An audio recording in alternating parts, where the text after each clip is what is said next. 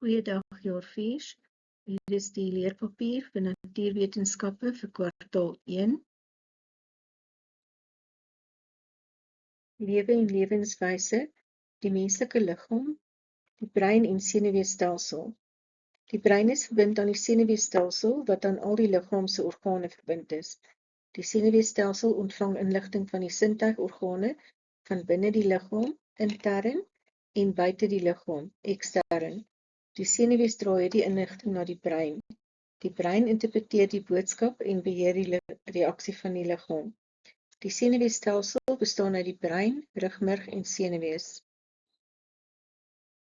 Die funksie en komponente van die senuweestelsel. Die senuweestelsel en sintuigorgane is aangepas vir ons oorlewing. Die sintuigorgane neem stimuli in ons omgewing waar en stuur boodskappe deur die senuwees na die brein. Die brein interpreteer die boodskappe en vertel die liggaam hoe om te reageer. Die sintuigorgane. Die sintuie en senuweestelsel is aangepas vir oorlewing. Die sintuie stuur boodskappe na die brein deur die senuwees. Dit help ons om te reageer op prikkels in ons omgewing en hou ons veilig.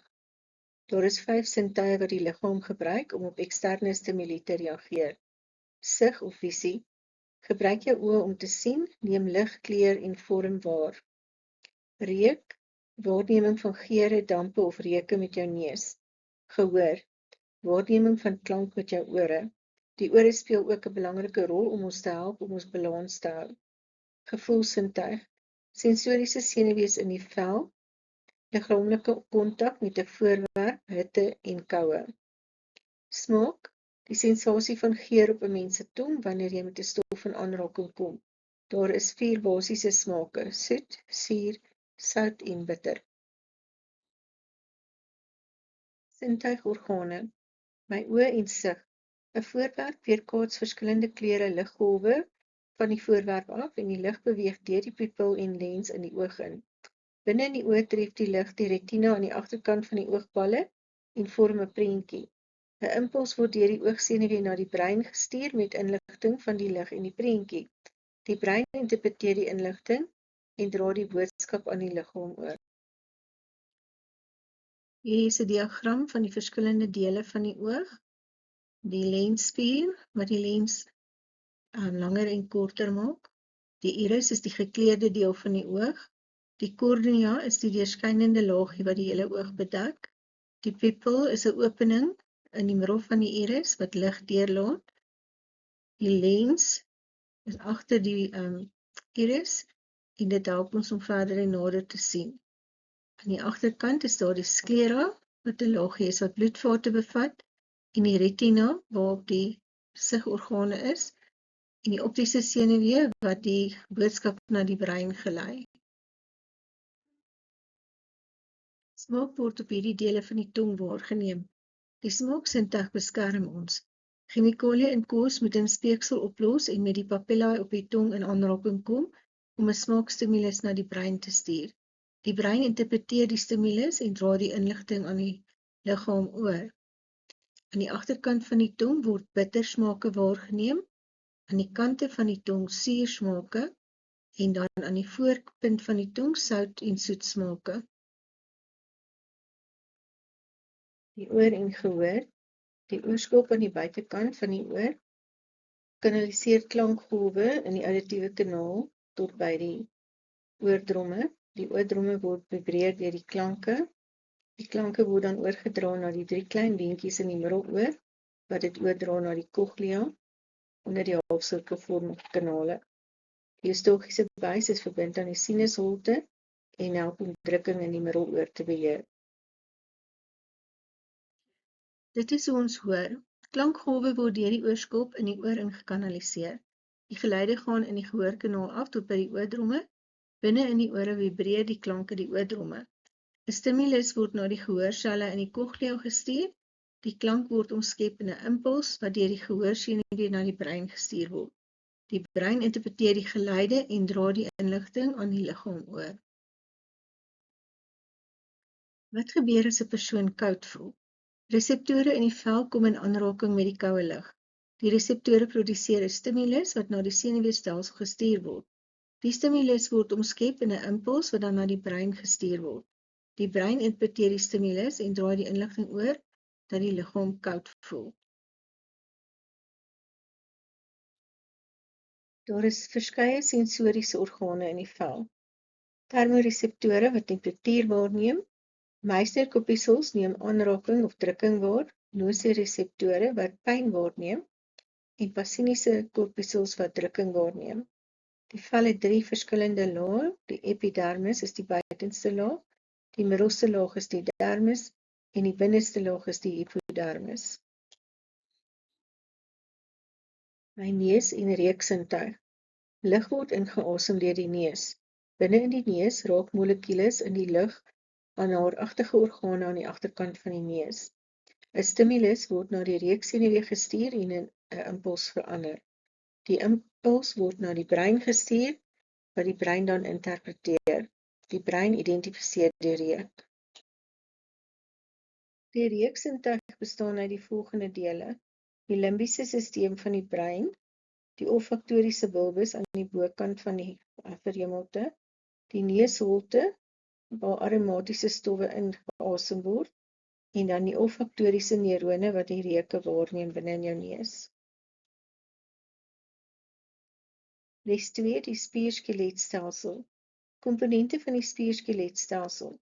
Spiere laat ons toe om te beweeg omdat hulle in staat is om saam te trek en te ontspan. Bene bied ondersteuning en help om die vorm van die liggaam te vorm. Die plek waar bene bymekaar kom word 'n gewrig genoem. Dink aan jou knie, ellebooggewrig of jou vinger- en toongewrigte. Kraakbeen is styf maar tog buigsaam en word tussen bene in die gewrigte en tussen die ribbes en borsbeen aangetref. Dit vorm ook die ore, neus en bronchiale buise en vorm skyfies tussen die bene van die ruggraat. Senings heg die spiere aan die been met sterk bande. Jy kan sommige van die senings in jou liggaam voel, byvoorbeeld agter jou enkel, genoem die Achillessening.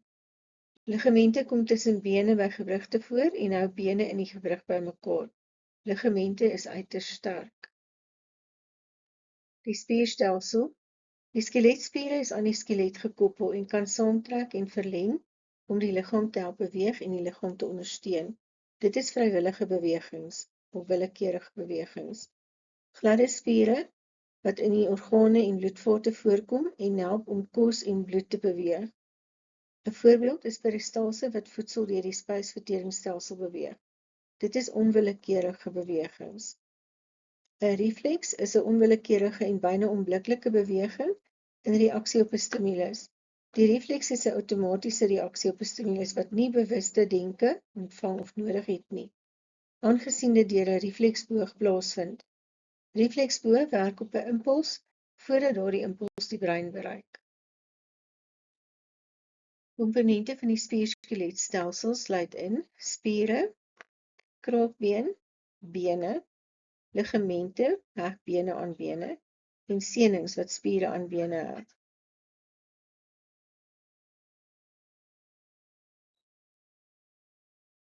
Die skedel is die been wat die brein en sensoriese organe beskerm. Ledemate is 'n arm of 'n been van 'n persoon of 'n dier. 'n Pelvis is die groot struktuur waaraan die bene verbind is by die heup. Die femur is die langste been in die liggaam wat in die bobeen voorkom. Die kleinste bene in die menslike liggaam is die 3 bene in die middeloor. Hierdie bene is die malleus, die incus en stapes bene of die hamer, ambeeld en beelbene. Hierdie bene verbind die trommelvlies met die binneoor en stuur die klankgolwe na die binneoor. In die binneoor word die meganiese golwe omgeskakel in 'n elektriese impuls wat dan na die brein oorgedra word vir interpretasie. Nog 'n interessante feit is dat die incus, hoewel klein in grootte, die hardste been in die liggaam is. Basiese definisies van die konsepte. Dis, spier is elastiese weefsel wat ons bene trek wanneer ons beweeg. Die skedel is die been wat die brein en sintuigorgane beskerm. Die ruggraat is die reeks wervels wat van die skedel tot by die bekken strek. Ribbes is die geboebene van die bors wat aan die ruggraat verbind is. Ledemate is die arm of 'n been van 'n persoon of dier. Die skouer is die boonste gewrig van 'n persoon se arms en die deel van die liggaam tussen hierdie en die nek. Gewrigte is waar twee bene ontmoet. 'n Heupgordel is die beenstruktuur wat die onderste ledemate ondersteun. Die bekken of pelvis is die groot beenrom waar die bene vasgeheg is by die heupe. Die doel van die spierskeletstelsel. Spierweefsel is verantwoordelik vir die produksie van beweging in die liggaam en ondersteun die skelet. Spiere moet aan 'n raamstruktuur geheg word om beweging te produseer. Die spiere trek saam en verleng sodat die liggaam kan beweeg. Die bene van die skelet bied 'n raam waaraan die spiere kan heg sodat beweging moontlik is. Die skelet gee ook vorm aan die liggaam. Dit gee ondersteuning aan die liggaam. Die skelet beskerm ook die liggaam vir al die sagte brose organe soos die hart, longe en brein. Bloedselle word in weermerg gevorm. Gesondheidskwessies wat die spierskeletstelsel behels. Ragitis. Hierdie afwyking word veroorsaak deur 'n gebrek aan Vitamiin D, kalsium of fosfaat, wat sagte swak bene tot gevolg het. 'n Tipiese simptoom by kinders wat ragitis het, is 'n buiging van die bene buig na buite. Artritis, dit is 'n toestand waar die gewrigte in die liggaam ontsteek, pynlik en geswel word. Die kraakbeen tussen die gewrigte breek af, wat veroorsaak dat die bene teen mekaar vryf, wat baie pynlik is. Osteoporose, dit vind plaas wanneer die beenweefsel bros, dun en sponsagtig word. Hierdie brose bene kan maklik breek en hulle begin verkrummel en ineenstort.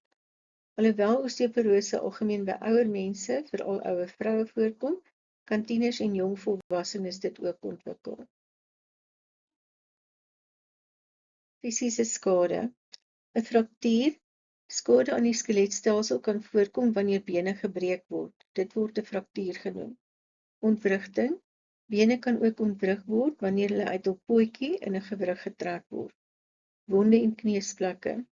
Spiere, ligamente en senings kan geskeur en gesny word, wat wonde en bloeding veroorsaak. Spierweefsel kan gekneus word en blou kolle toon weens onderhuidse bloeding. Spierweefsel kan gekneus word wanneer hulle 'n harde stamp kry en onderhuidse bloeding kan voorkom en merke op die vel toon.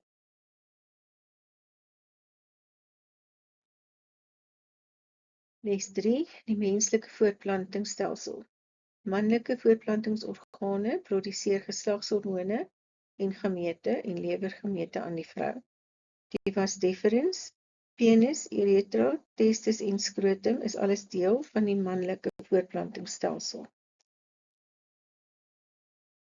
Die vroulike voortplantingsorgane. Vroulike voortplantingsstelsel produseer geslagshormone en gamete. Hulle ondersteun die embrio, fetus tot geboorte. Produseer melk vir die baba na geboorte. Die vroulike stelsel bestaan uit die eierdikte wat die baarmoeder met die eierstok verbind.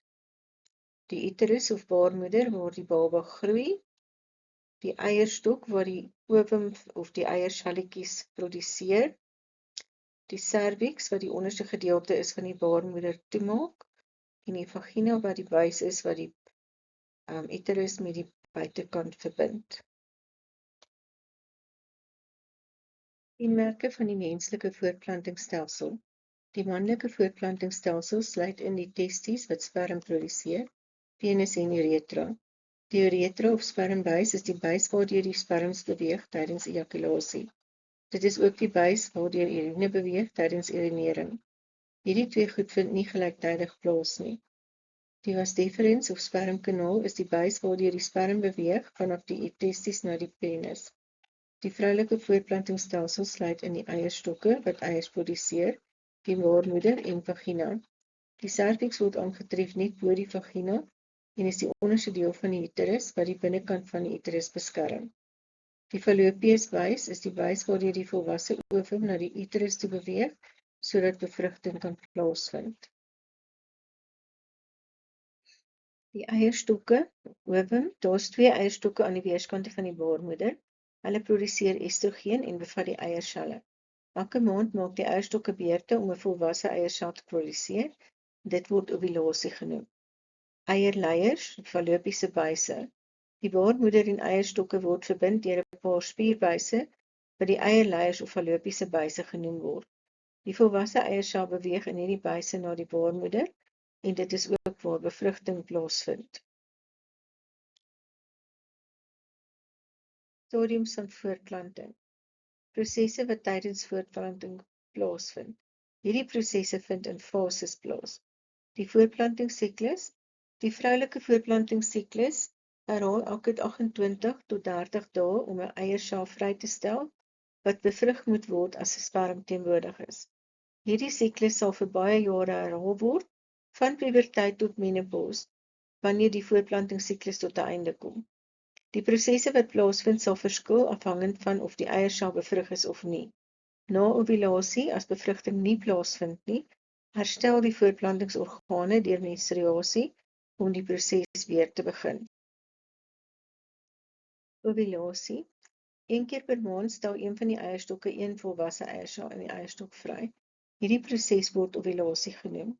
Terselfdertyd verdik die baarmoederwand en ontwikkel ekstra bloedvate. Dit is ter voorbereiding vir die moontlike implanting van 'n bevrugte eier. Menstruasie. Wanneer daar geen bevrugte eiersel of sigoot is om in die baarmoeder in te plant nie, is die dik laag bloed en weefsel nie meer nodig nie. Dit word tydens menstruasie deur die vagina uitgeskei. Die hele proses word die menstruele siklus genoem en dit herhaal gewoonlik elke 28 tot 30 dae. Bevrugting. Een spermsel grawe in die oppervlak van die eiersel. Slegs die sperm se kop kom binne en die stert bly buite. Sodra een sperm die buitenste laag binne gedring het, verander die oppervlak van die eiersel en daar sal nie meer sperm ingelaat word nie. Hierdie proses word bevrugting genoem en dit vind plaas in die buitenste deel van die eierstok en nie in die baarmoeder of vagina nie. Swangerskap en geboorte. Swangerskap begin die oomblik dat die vroulike eiersel deur die manlike spermsel bevrug word. Dit word dan 'n sigoot genoem. Die sigoot sal dan begin verdeel en groei soos dit in die eierstok afbeweeg. Dit sal dan in die baarmoedervoering inplant waar dit sal aanhou groei. Die bevrugte eier word nou 'n embrio genoem en ondergaan seldeling oor en oor. Dit vorm 'n groep selle met die verskillende selle wat diferensieer om die gespesialiseerde selle, weefsels en organe te word waaruit die menslike liggaam bestaan. Waar die embrio in die sponsagtige bloedvatryke voering van die baarmoeder inplant, vorm sommige van die groep selle wat na bevrugting gevorm is, die placenta. Die placenta word deels deur die moeder en deels deur die embrio gevorm. Die embrio ontwikkel 'n naaldstring om homself aan die placenta te heg. Die embrio kan voedsel en suurstof ontvang en sy afval deur die naaldstring en placenta verwyder. Die embrio ontwikkel en groei en word dan 'n fetus genoem. By mense is swangerskap ongeveer 40 weke of 9 maande. Ons noem dit die dragtigheidstydperk. Teen die einde van die swangerskap begin die baarmoeder saamtrek. Dit druk die kop van die fetus in die vagina of geboortekanaal. Nadat die kop verskyn het, kom die res van die liggaam redelik vinnig uit. Die laaste wat uitkom is die placenta. Invloede op die ongebore baba. Tydens swangerskap is getoon dat wat die moeder eet, drink en in haar liggaam inneem, die ongebore kind direk beïnvloed. Ander stowwe soos rook, alkohol en dwelms het 'n negatiewe invloed op 'n ongebore baba. Die placenta vervoer voedingsstowwe en suurstof na die fetus en verwyder metaboliese afvalprodukte en koolstofdioksied. Dit kan egter nie onderskei tussen voedingsstowwe en skadelike produkte soos nikotien, alkohol of dwelms nie. As die moeder hierdie stowwe tydens swangerskap gebruik, sal dit heel waarskynlik deur die placenta na die fetus gaan en die ongebore kind groot skade aandoen. Swanger moeders wat alkohol drink tydens swangerskap kan onomkeerbare geboortedefekte by 'n ongebore baba veroorsaak. Dit word fetale alkoholsindroom genoem. Voorkoming van swangerskap en voorbehoedmiddels. Enigiemand wat seksueel aktief is en 'n ongewenste of onbeplande swangerskap wil voorkom, kan sekere voorsorgmaatreëls tref. Daar is 'n reeks verskillende voorbehoedmiddels wat gebruik kan word om swangerskap te voorkom. Die 4 verskillende tipes voorbehoedmiddels is versperring. Dit verhoed fisies dat die sperm die baarmoeder bereik, soos byvoorbeeld 'n kondoom. Hormonaal voorkom ovulasie en bevrugting by die vrou met behulp van hormone. Intrauterine toestelle voorkom die embryo-inplanting. Sterilisasie, deur chirurgie by mans en vroue wat permanent en onomkeerbaar is. Seksueel oordraagbare siektes. Seksuele omgang met verskillende persone is baie gevaarlike gedrag, aangesien daar baie siektes is wat oorgedra word deur die vloeistowwe wat by die seksuele daad betrokke is. Ons noem dit seksueel oordraagbare siektes, SOS'e. Daar is baie verskillende SOS'e, byvoorbeeld HIV, vigs, herpesvirus, syfilis, gonorrea en genitale vratte.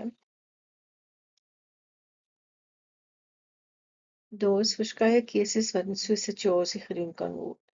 Aanneming, waar die baba aan 'n ander gesin gegee word wat hom of haar wil aanneem. Laat die baba in 'n plek van veiligheid terwyl jy anoniem bly. Die baba sal dan vir aanneming opgegee word. Ouerskap, hou die baba met die ondersteuning van die uitgebreide familie. Aborsie, beëindiging van die swangerskap deur die embrio uit die baarmoeder van die moeder te verwyder.